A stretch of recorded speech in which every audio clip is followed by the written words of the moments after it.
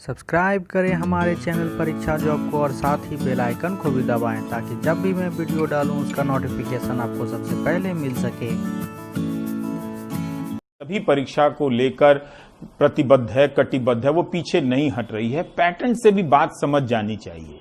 जैसे ये लोग पैटर्न से समझ ही नहीं पा रहे हैं। पिछले रविवार से ट्वीट किए जा रहे हैं कि रेलवे की एनटीपीसी परीक्षा की तारीख दीजिए, तारीख नहीं मिली। 30 लाख 35 लाख ट्वीट करने के बाद भी अप्रैल 2019 से फॉर्म भरकर बैठे हैं। जो लोग सहायक लोको पायलट की परीक्षा पास कर चुके हैं वे ज्वाइनिंग के लिए आंदोलन कर रहे हैं। रेलवे की तरफ से इन्हें कोई आश्वासन नहीं मिला, तो अब ये कह रहे हैं कि 5 सितंबर को शाम 5 बजे सारे बेरोजगार थाली बजाएंगे। अब उस दिन पता चल जाएगा कि कितनी थालियां बजती हैं। तरह तरह के मीम चल रहे हैं ट्विटर पर। इन्हें पता है कि जब पहली बार प्रधानमंत्री के कहने पर जनता ने थाली बजाई थी तो कुछ नहीं हुआ, उनकी उल्टी नौकरी चली गई, थाली बजाने से नौकरी आई नहीं। अब उनके थाली बजाने से क्या होगा। उधर प्रियंका गांधी ने आज फिर इन बेरोजगारों को हक में ट्वीट किया है। बताया है कि एसएससी सीजीएल 2017 की भर्ती नहीं हुई है, 2020 एसएससी सीजीएल की भर्तियां नहीं निकली हैं। 5 तारीख को शिक्षक दिवस है, उस दिन उनके पढ़ाए छात्र अपने रोजगार को लेकर थाली बजाएं, ठीक नहीं लगता है। अब आइए मध्य प्रदेश। यहां की राजधानी भोपाल के रोशनपुरा चौराहे पर पुलिस भर्ती को लेकर बेरोजगार युवाओं ने जोरदार प्रदर्शन किया। मध्य प्रदेश से शिक्षक भर्ती वाले भी बहुत इनबॉक्स में मैसेज भेजते रहते हैं। इसे समर्थन देने कांग्रेस नेता दिग्विजय सिंह पहुंच गए। अब ये तो गलत हो गया, कांग्रेस सपोर्ट करेगी तो गलत। बाद में पुलिस ने बल प्रयोग कर प्रदर्शनकारियों को खदेड़ दिया, कहा कि प्रदर्शन की अनुमति नहीं थी। वहीं भिंड शहर में बेरोजगारों के धरना प्रदर्शन में जमकर हंगामा हुआ, वहां भी कांग्रेस के नेता थे। कुछ युवाओं ने कांग्रेस पर उनके कार्यक्रम को हाईजैक करने का आरोप लगाते हुए झूमा झटकी कर दी। झूमा झटकी एक नया शब्द चलता है। यही नहीं, नौबत हाथापाई तक पहुंची। कांग्रेस के लोकसभा के प्रत्याशी रहे देवाशीष जरारिया ने आरोप लगाया कि बीजेपी के लोगों ने उनके साथ हाथापाई की है।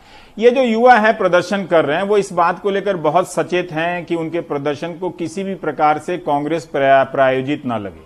वो प्रायोजित लगता है तब भी इनकी मांग पर कुछ नहीं होता है, वो प्रायोजित नहीं लगता है तब भी इनकी मांग पर कुछ नहीं होता है। मगर दोनों ही स्थितियों में ये युवा लगते हैं जो पिछले 4 साल से 5 साल से नौकरियों के रिजल्ट का इंतजार कर रहे हैं। अब देखिए, पीएमसी बैंक के खाता धारक 1 साल से आंदोलन कर रहे हैं। मीडिया में स्टोरी गायब। उनके ख्याल का भरोसा दिया गया था, याद है आपको, मगर उनका वापस पैसा नहीं मिला। इसमें सदमे और तनाव से इन लोगों का दावा है कि 60 से अधिक पीएमसी खाता धारकों की मौत हो गई है। मुंबई में रिजर्व बैंक के सामने आज पीएमसी खाता धारकों का प्रदर्शन हुआ। मुंबई के आरबीआई दफ्तर के बाहर पीएमसी बैंक के खाता धारक थाली पीटकर विरोध प्रदर्शन करते नजर आए। 11 महीने बीतने के बावजूद लाखों खाता धारकों को उनके पैसे नहीं मिले हैं और घर चलाने में काफी परेशानी का सामना करना पड़ रहा है। प्रमिला शर्मा लोगों के घरों में साफ सफाई का काम करती हैं। पूरे जीवन की जमा पूंजी को उन्होंने इस बैंक में रखा था। पैसे अब नहीं मिल रहे हैं। इनका बेटा दिव्यांग है, 2 बेटियां हैं। उनकी शादी कैसे करें ये पता नहीं। 11 महीना 10 महीने से हम कैसे बिता रहे हैं, जिंदगी कर रहे हैं, कुछ हम लोग को नहीं पता है। मेरी लड़की की कैसी जिंदगी बीत रही है पता नहीं। मेरे लड़के को फिट आ रहा है, मेरे लड़के की तबीयत खराब है, मैं कहाँ लेके जाऊँ। जहाँ जाऊंगी वहाँ तो सब पैसे मांगेंगे ना, मैं कहाँ से पैसे ला कर दूँ। कोई मुझे 1500 रुपए ही देगा ना। मेहनत के पैसे हमारे वापिस करो, हमारे पैसे वापिस करो। 57 साल के गुरविंदर सिंह देख नहीं सकते हैं। बैंक में करीब 65 लाख रुपए थे, उसके ब्याज से ही घर चलता था। अब अपनी और अपने घर वालों की दवाई के लिए पैसे नहीं हैं, इलाज बंद है। सर परेशानी अभी आप समझ लो 2 की जगह आधी रोटी खा के गुजारा करना है, वैसे कॉम्प्रोमाइज़ करनी पड़ रही है ज़िंदगी से। तो मैं बोलना नहीं चाहता, इतनी दिक्कत में हम लोग अभी। मुझे भी ब्लड प्रेशर की मेरी मेडिसिन आती हैं, कम से कम हमारी दोनों की मिला के 3000 की 2500 की महीने की मेडिसिन आती हैं, जो कि अभी हम मेडिसिन जो ब्लड प्रेशर की बंद नहीं करनी है, महंगी है, तो अभी अल्टरनेटिव ड्रेस लेनी चालू कर दिया। तो एक रिस्क है अपनी जान का, बट अभी क्या करें। इस तरह के और भी कई खाता धारक हैं जिनकी परेशानी बहुत बढ़ गई है। लॉकडाउन में कई लोगों ने अपना रोजगार खोया है, पैसे पूरी तरह खत्म हो चुके हैं। मैं तो कहूँगा कि मैं कोरोना का शुक्रगुजार हूँ कि जब से कोरोना हुआ तो हमें गुरुद्वारों से 3 महीने तक राशन मिला। 3 महीने तक हमने गुरुद्वारों से राशन खाया, गुरुद्वारों की सपोर्ट से हमने ये किया। अब वो बंद हो गया है और अब हमें खाने के लाले पड़े हुए हैं। पिछले 4 दिन से हम लोग खिचड़ी खा रहे हैं और ये खिचड़ी भी कितना दिन तक खाएंगे। और मेरे को अपनी लड़की की फ़ीस भरनी है। वो लड़की मेरी बीएड कर रही है गांव में, उसकी कम से कम 50,000 रुपये फीस है। वो मैं पैसे कहाँ से लाऊंगा? मेरे पे स्किन में इन्फेक्शन आते जा रहे हैं, उसकी मैं ट्रीटमेंट नहीं करवा पा रहा हूँ क्योंकि मेरे पास पैसे नहीं है। क्योंकि अभी खाने के लिए पैसे नहीं है तो कहाँ से लाएँ? कभी चप्पलें टूट जाती हैं, कभी कपड़े फट जाते हैं, हम कहाँ से लाएँ? ये छोटी छोटी चीज़ें ज़रूरत की। और किराए के घर में हम रहते हैं, कभी मकान मालिक भी हमको गाली देता है कि है ना, आप किराया कब भर रहे हो, किराया कब भर रहे हो। पिछले कई महीनों से खाता धारक आरबीआई से मिलकर अपनी बात रखने की कोशिश कर रहे हैं। हर बार इन्हें जल्द राहत देने का भरोसा दिया जाता है, पर होता कुछ नहीं। लिहाजा लोग सड़कों पर प्रदर्शन करने को मजबूर हैं।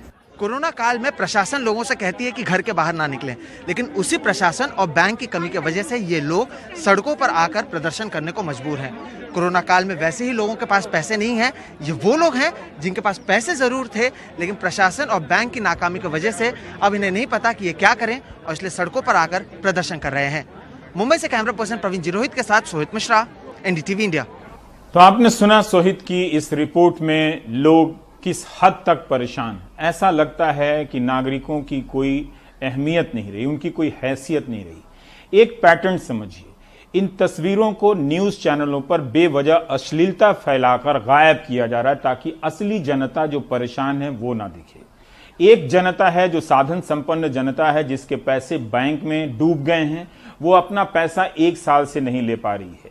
और वो गुरुद्वारों पर, वो तो कहिए कि इस देश में गुरुद्वारे हैं जो लोगों की मदद कर देते हैं, तो उनके दिए गए अनाज से 3 महीने का भोजन उनका चलता है। और एक जनता है जिनके खाते में 500 रुपए भेजकर उनकी भी गरीबी का स्तर वहीं बनाकर रखना है और 500 रुपए भेजकर डायरेक्ट बेनिफिट ट्रांसफर का श्रेय लेना है। तो ये 2 खेल अगर आप समझ जाएंगे तो पता चलेगा कि किस तरह से एक जनता को दूसरी जनता से कैंसिल किया जा रहा है।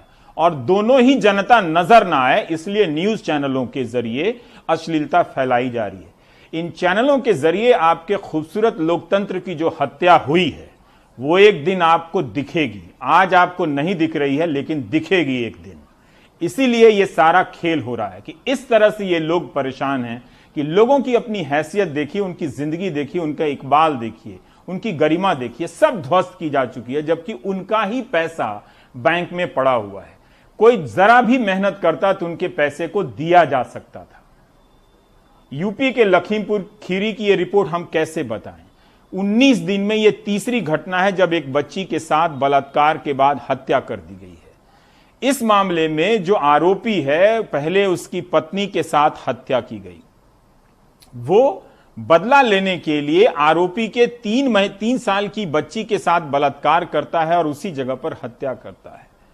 इस तरह की नफरत, इस तरह की हिंसा जिस समाज में भरी हो, उस समाज में मोहन भागवत और प्रधानमंत्री मोदी ही अयोध्या के मंच से कह सकते हैं 5 अगस्त को कि नए भारत का उदय हो।